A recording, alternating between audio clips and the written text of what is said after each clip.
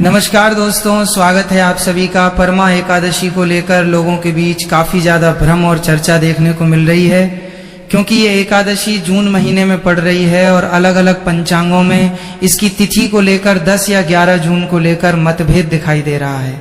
यही कारण है कि लोग लगातार एक दूसरे से पूछ रहे हैं कि आखिर सही दिन कौन सा है, व्रत कब रखना चाहिए और किस दिन करने से पूरा फल मिलेगा। दरअसल परमा एकादशी अधिक मास की अत्यंत महत्वपूर्ण एकादशी मानी जाती है और इसका महत्व इतना अधिक बताया गया है कि इस दिन किया गया व्रत व्यक्ति के जीवन के बड़े से बड़े दुख और दरिद्रता को समाप्त कर सकता है। लेकिन जब तिथि 2 दिनों में फैल जाती है, यानी एकादशी तिथि 10 जून को शुरू होकर 11 जून तक रहती है, तो सामान्य भक्तों के लिए यह समझना मुश्किल हो जाता है कि सही दिन कौन सा चुना जाए। कुछ लोग कहते हैं कि जिस दिन सूर्योदय के समय एकादशी तिथि हो उसी दिन व्रत रखना चाहिए, जबकि कुछ लोग तिथि के आरंभ के आधार पर व्रत रखते हैं। इसी वजह से गांव-गांव, मंदिरों और सोशल मीडिया पर यही चर्चा चल रही है कि 10 जून सही है या 11 जून। कई लोग ये भी सोचते हैं कि अगर गलती से गलत दिन व्रत रख लिया तो क्या फल मिलेगा या नहीं। लेकिन धर्म शास्त्रों के अनुसार सच्ची श्रद्धा और नियम के साथ किया गया व्रत कभी व्यर्थ नहीं जाता। परमा एकादशी भगवान विष्णु को अत्यंत प्रिय है और इस दिन उपवास, पूजा, भजन, दान और विशेष रूप से गौ सेवा करने से अक्षय पुण्य की प्राप्ति होती है। इसलिए भक्तों में ये जानने की उत्सुकता और भी बढ़ जाती है कि सही तिथि क्या है, शुभ मुहूर्त क्या है और व्रत कब रखा जाए ताकि पूरा लाभ मिल सके। कुल मिलाकर इस बार परम एकादशी को लेकर तिथियों का ये अंतर ही लोगों के बीच चर्चा और कंफ्यूजन का सबसे बड़ा कारण बना हुआ है और हर कोई सही जानकारी प्राप्त करके ही व्रत करना चाहता है ताकि जीवन में सुख समृद्धि और भगवान विष्णु की कृपा प्राप्त हो सके।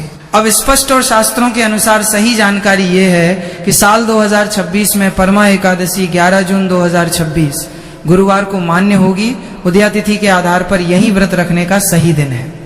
एकादशी तिथि का प्रारंभ लगभग 10 जून 2026 को सुबह से होगा और ये 11 जून को सुबह दोपहर तक रहेगी। इसलिए 11 जून को व्रत रखना सबसे शुभ माना जाएगा। व्रत का पारण 12 जून 2026 शुक्रवार को सुबह किया जाएगा, जिसका शुभ समय लगभग 5:25 बजे से 8:10 बजे के बीच रहेगा। स्थान के अनुसार थोड़ा अंतर संभव है। इस दिन ब्रह्म मुहूर्त में उठकर स्नान करें, भगवान विष्णु और माता लक्ष्मी की पूजा करें, तुलसी को जल अर्पित करें और ता नमो भगवते वासुदेवाय मंत्र का जाप करें। यदि संभव हो तो अन्न, वस्त्र या गौ सेवा का दान अवश्य करें, क्योंकि इस एकादशी पर किया गया दान कई गुना फल देता है। यही इस बार की परमा एकादशी की सही तिथि, समय और शुभ मुहूर्त है, जिसे ध्यान में रखकर व्रत करना अत्यंत फलदायी रहेगा। भक्तों, जो लोग डेट, टाइम और शुभ मुहूर्त को देखकर पूजा पाठ नहीं करते, वो अपने जीवन में कभी कुछ नहीं कर पाए, क्योंकि परमपिता ब्रह्मा जी ने स्वयं कहा है कि बहुत समय पहले की बात है, जब बहुत समय पहले विंध्याचल पर्वतों के पास बसे एक छोटे से गांव सुंदरपुर में एक गरीब लेकिन श्रद्धालु ब्राह्मण रहता था। उसका नाम था माधव। उसके पास धन दौलत कुछ भी नहीं था, लेकिन भगवान विष्णु में उसकी अटूट आस्था थी। गांव के लोग अक्सर उसका मजाक उड़ाते थे कि भक्ति से पेट नहीं भरता, लेकिन माधव हमेशा मुस्कुराकर कहता, सही समय पर की गई पूजा ही जीवन बदल देती है। एक दिन गांव में एक वृद्ध संत आए, जिनकी आंखों में अद्भुत तेज था। उन्होंने गांव वालों को परमा एकादशी का महत्व समझाया और खास तौर पर कहा, इस दिन पूजा तभी फल देती है जब सही तिथि और सही मुहूर्त में की जाए, वरना वर्षों की तपस्या भी अधूरी रह जाती है। गांव वाले ये सुनकर थोड़े गंभीर हुए, लेकिन फिर भी अधिकतर लोगों ने इसे सामान्य बात समझकर नजरअंदाज कर दिया। माधव ने संत की बात को अपने हृदय में उतार लिया। उसने निश्चय किया कि इस बार परमा एकादशी पर वो हर नियम का पालन करेगा, सही तिथि, सही समय और पूरी श्रद्धा के साथ। लेकिन उसके सामने एक बड़ी समस्या थी, उसे सही समय का ज्ञान नहीं था। गांव में अलग अलग लोग अलग अलग तारीख बता रहे थे। कोई कहता 10 जून तो कोई कहता 11 जून। माधव के मन में चिंता बढ़ने लगी कि अगर उसने गलत दिन व्रत रखा तो उसकी सारी मेहनत व्यर्थ हो जाएगी। वो बेचैन होकर मंदिर गया और भगवान से प्रार्थना करने लगा, हे विष्णु भगवान, मुझे सही मार्ग दिखाइए, मैं कोई गलती नहीं करना चाहता। उसी रात उसे एक अद्भुत स्वप्न आया। स्वप्न में वही वृद्ध संत उसके सामने प्रकट हुए और बोले, माधव, सच्ची भक्ति के साथ सही समय का ज्ञान होना भी आवश्यक है। एकादशी का व्रत उदया तिथि के अनुसार करो। जिस दिन सूर्योदय के समय एकादशी हो वही दिन सबसे शुभ होता है। संत ने उसे स्पष्ट रूप से 11 जून का दिन बताया और साथ ही पूजा का शुभ समय भी बताया।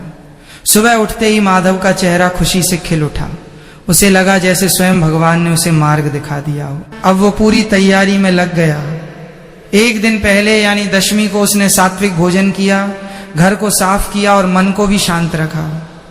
11 जून की सुबह ब्रह्म मुहूर्त में उठकर उसने नदी में स्नान किया। फिर घर आकर भगवान विष्णु की मूर्ति के सामने दीप जलाया।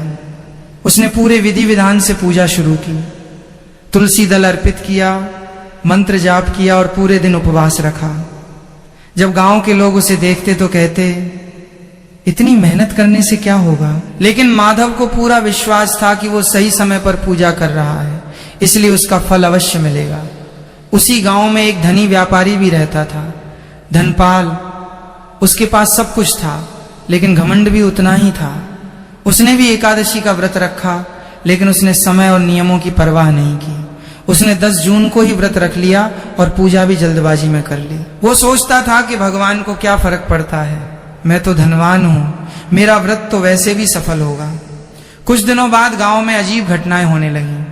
धनपाल का व्यापार अचानक घाटे में जाने लगा। उसके घर में कलह बढ़ गई और वो परेशान रहने लगा।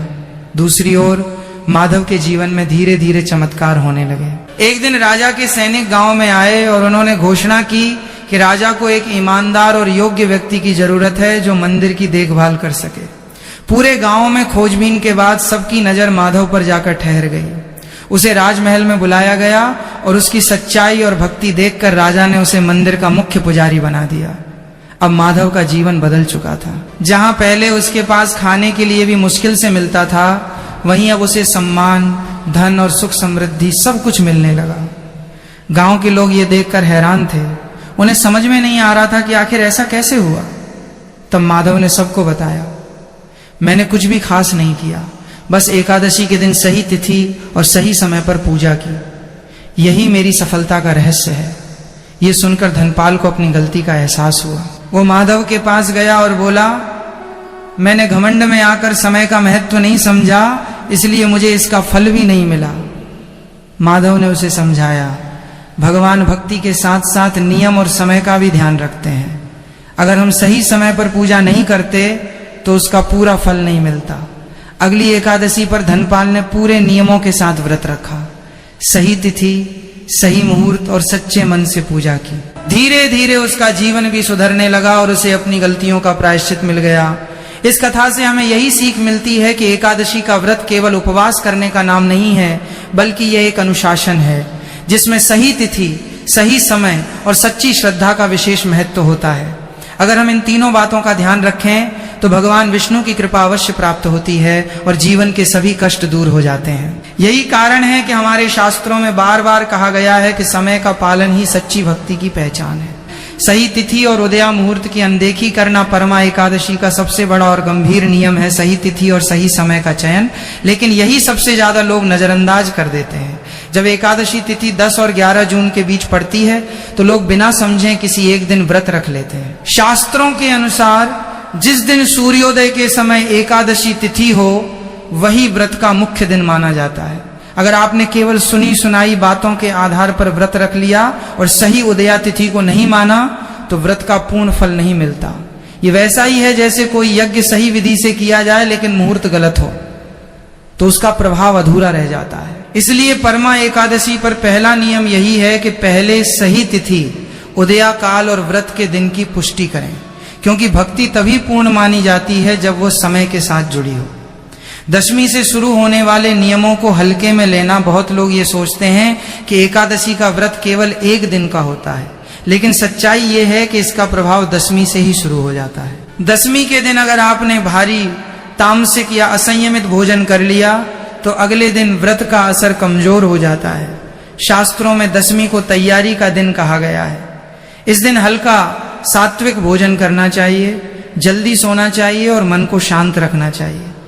लेकिन आजकल लोग पूरे दिन सामान्य तरीके से खाते पीते रहते हैं और अगले दिन अचानक व्रत शुरू कर देते हैं, जिससे शरीर और मन दोनों असंतुलित हो जाते हैं। ये गलती व्रत की आध्यात्मिक शक्ति को कम कर देती है। इसलिए दशमी को संयम, शुद्धता और साधना का अभ्यास करना बेहद जरूरी है। अन्न और विशेष रूप से चावल का सेवन करना एकादशी के दिन अन्न त्याग का नियम सबसे महत्वपूर्ण माना गया है, लेकिन बहुत लोग इसे गंभीरता से नहीं लेते। खासकर चावल का सेवन करना शास्त्रों में पूरी तरह निषिद्ध बताया गया है। मान्यता है कि इस दिन चावल में पाप का अंश प्रवेश करता है, जिससे व्रत का पुण्य समाप्त हो सकता है। कई बार लोग अनजाने में चावल खा लेते हैं, जैसे बाहर का खाना, नमकीन या ऐसी चीजें जिनमें चावल मिला हो। ये छोटी सी गलती पूरे व्रत को निष्फल बना सकती है। इसलिए इस दिन भोजन को लेकर अत्यधिक सावधानी बरतनी चाहिए और केवल फलाहार, दूध या व्रत में मान्य पदार्थ ही लेने चाहिए। व्रत को केवल भूखा रहना समझ लेना। आज के समय में बहुत से लोग एकादशी को सिर्फ भूखा रहने का दिन मान लेते हैं, जबकि इसका असली अर्थ इससे कहीं अधिक गहरा है। व्रत का मतलब है इंद्रियों पर नियंत्रण, मन को भगवान में लगाना और आत्मा को शुद्ध करना। अगर आपने पूरे दिन कुछ नहीं खाया, लेकिन न तो भगवान का ध्यान किया, न मंत्र जाप किया, न भजन किया, तो ये व्रत अधूरा है। व्रत केवल शरीर का नहीं बल्कि मन और आत्मा का भी होता है। इसलिए इस दिन पूजा, ध्यान, भजन और जप को प्राथमिकता देना जरूरी है। क्रोध, झगड़ा और कटुवाणी से दूर न रहना। परमा एकादशी का दिन केवल पूजा का नहीं बल्कि मन के शुद्धिकरण का दिन भी होता है। लेकिन कई लोग व्रत रखते हुए भी गुस्सा करते हैं, झगड़ा करते हैं या किसी से कटु व्यवहार करते हैं। इससे व्रत का पूरा प्रभाव खत्म हो जाता है। शास्त्रों में कहा गया है कि इस दिन मन को शांत रखना चाहिए, क्षमा और दया का भाव रखना चाहिए। अगर आपने व्रत रखा लेकिन पूरे दिन नकारात्मकता में रहे तो व्रत का पुण्य कम हो जाता है। बिना स्नान और शुद्धता के पूजा करना शुद्धता एकादशी का मूल आधार है। लेकिन कुछ लोग आलस्य के कारण बिना स्नान किए ही पूजा कर लेते हैं, जो कि शास्त्रों के अनुसार गलत है। स्नान केवल शरीर को ही नहीं बल्कि मन को भी शुद्ध करता है। बिना स्नान के पूजा करने से उसका आध्यात्मिक प्रभाव कम हो जाता है। इसलिए ब्रह्म मुहूर्त में उठकर स्नान करना और शुद्ध होकर ही पूजा करना आवश्यक है। दिन भर आलस्य और अधिक नींद में समय बिताना एकादशी का दिन साधना और जागरूकता का दिन होता है, लेकिन कई लोग इसे आराम का दिन बना लेते हैं। देर तक सोना, दिन भर लेटे रहना या समय को यूं ही बिताना व्रत के उद्देश्य के खिलाफ है। इस दिन जितना अधिक समय भजन, ध्यान और पूजा में लगाया जाए उतना ही अधिक पुण्य मिलता है। आलस्य इस दिन सबसे बड़ा दुश्मन है। रात्रि जागरण को महत्व न देना, एकादशी की रात को जागरण करना विशेष फलदायी माना गया है, लेकिन आजकल लोग इसे नजरअंदाज कर देते हैं और सामान्य दिनों की तरह सो जाते हैं। जागरण का मतलब केवल जागना नहीं बल्कि भजन, कीर्तन और भगवान का स्मरण करना है। इससे व्रत का फल कई गुना बढ़ जाता है। दान पुण्य को नजरअंदाज करना, परमा एकादशी पर दान का महत्व अत्यंत अधिक होता है। लेकिन कई लोग केवल व्रत रखते हैं और दान नहीं करते। शास्त्रों में कहा गया है कि इस दिन अन्न, वस्त्र, धन या गौ सेवा का दान करने से कई जन्मों के पाप नष्ट हो जाते हैं। इसलिए व्रत के साथ दान करना भी जरूरी है। पारण गलत समय पर करना और जल्दबाजी करना, व्रत का पारण भी उतना ही महत्वपूर्ण है जितना व्रत रखना। अगर आपने गलत समय पर पारण किया, बहुत जल्दी या बहुत देर से, तो व्रत का फल कम हो जाता है। द्वादशी के दिन निर्धारित शुभ समय में ही व्रत खोलना चाहिए। कई लोग जल्दबाजी में या लापरवाही में गलत समय पर पारण कर लेते हैं, जिससे पूरे व्रत का प्रभाव कम हो जाता है। परमा एकादशी के दिन क्या करना चाहिए? पूरी विधि विस्तार से परमा एकादशी के दिन ब्रह्म मुहूर्त में उठना सबसे पहला और सबसे महत्वपूर्ण कार्य है, क्योंकि यही समय सबसे पवित्र और ऊर्जावान माना जाता है। सुबह उठकर सबसे पहले स्नान करें। यदि संभव हो तो गंगा जल मिलाकर स्नान करें, जिससे शरीर और मन दोनों शुद्ध हो जाते हैं। इसके बाद साफ वस्त्र पहनकर भगवान विष्णु और माता लक्ष्मी की मूर्ति या चित्र के सामने दीपक जलाएं और विधि पूर्वक पूजा करें। तुलसी के पौधे को जल अर्पित करना इस दिन अत्यंत शुभ माना जाता है, क्योंकि भगवान विष्णु को तुलसी अत्यंत प्रिय है। पूजा के दौरान तनमो भगवते वासुदेवाय मंत्र का जाप करें और विष्णु सहस्त्र नाम का पाठ करें, जिससे मन एकाग्र होता है और सकारात्मक ऊर्जा बढ़ती है। इस दिन पूर्ण उपवास रखने का प्रयास करें। यदि संभव न हो तो फलाहार करें, लेकिन अन्न का सेवन बिल्कुल न करें। दिन भर भजन, कीर्तन, ध्यान और भगवान का स्मरण करते रहें। जरूरतमंद लोगों को अन्न, वस्त्र या धन का दान करें और यदि संभव हो तो गौ सेवा भी करें, क्योंकि इसका फल कई गुना बढ़ जाता है।